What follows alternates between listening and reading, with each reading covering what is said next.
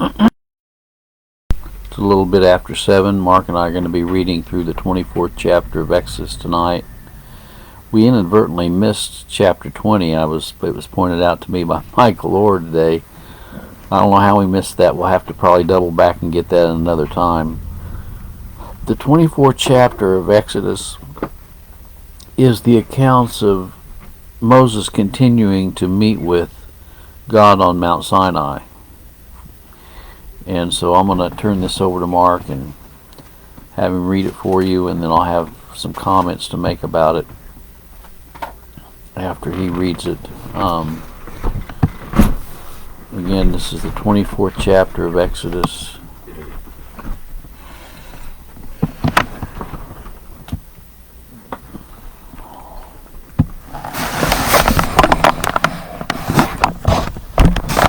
Exodus chapter 24. And he said unto Moses, Come up unto the Lord, thou and Aaron, Nadab, and Abihu, and 70 of the elders of Israel, and worship ye afar off. Moses alone shall come near the Lord, but they shall not come nigh, neither shall the people go up with him.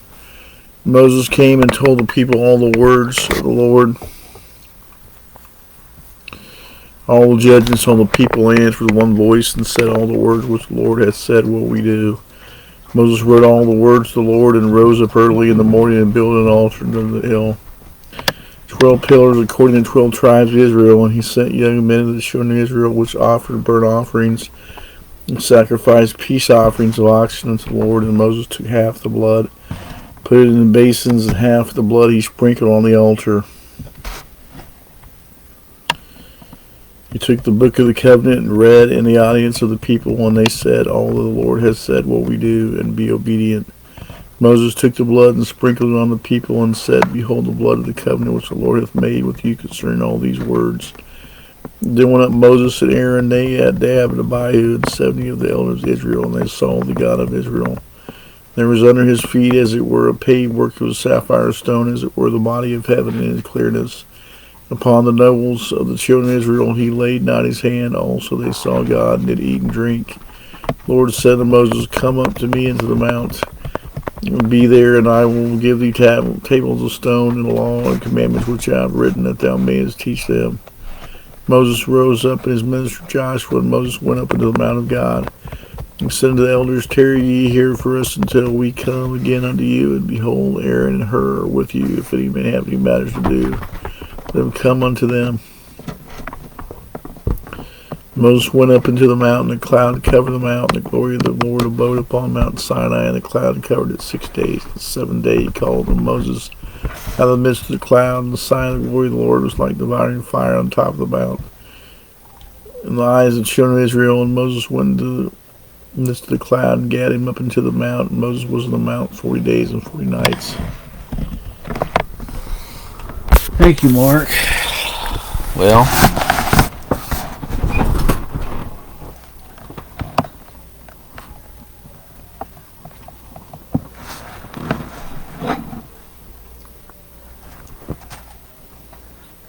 really interesting here that the Lord instructed Moses that the people should not come nigh, and the people could not go up with him. And also, it's also interesting to me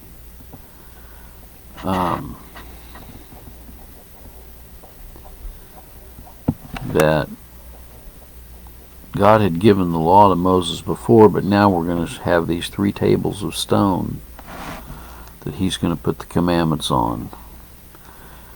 And he said that the reason that he was doing that was that Moses might teach the people with them. It's also interesting that Moses rose up, and his minister Joshua. So Joshua accompanied Moses part of the way, at least, into the Mount of God. He said, Tarry here till we come again unto you. And Moses went up in the mountain, and the cloud covered the mount. And it says the glory of the Lord abode upon Mount Sinai. And it says the cloud covered it 6 days. And the 7th day he called unto Moses out of the midst of the cloud. And the sight of the glory of the Lord was like a devouring fire. And it says that Moses was in the mount 40 days and 40 nights. It's a long time to be up there. He didn't probably have food. Maybe God provided him food, during that 40 days and 40 nights. How else would he have survived? A lot of questions that we could ask. Why 40 days and 40 nights? What was the significance of 40 days and 40 nights? We know that Israel was 40 days and 40 years in the wilderness, right? Anyway, I hope you all have a good day. And today we did a devotional on the fact that in the Old Testament we have examples of people eating children. And now we have people eating children on X, showing the likes of Epstein and his crew eating children. Well, I hope you all have a blessed evening.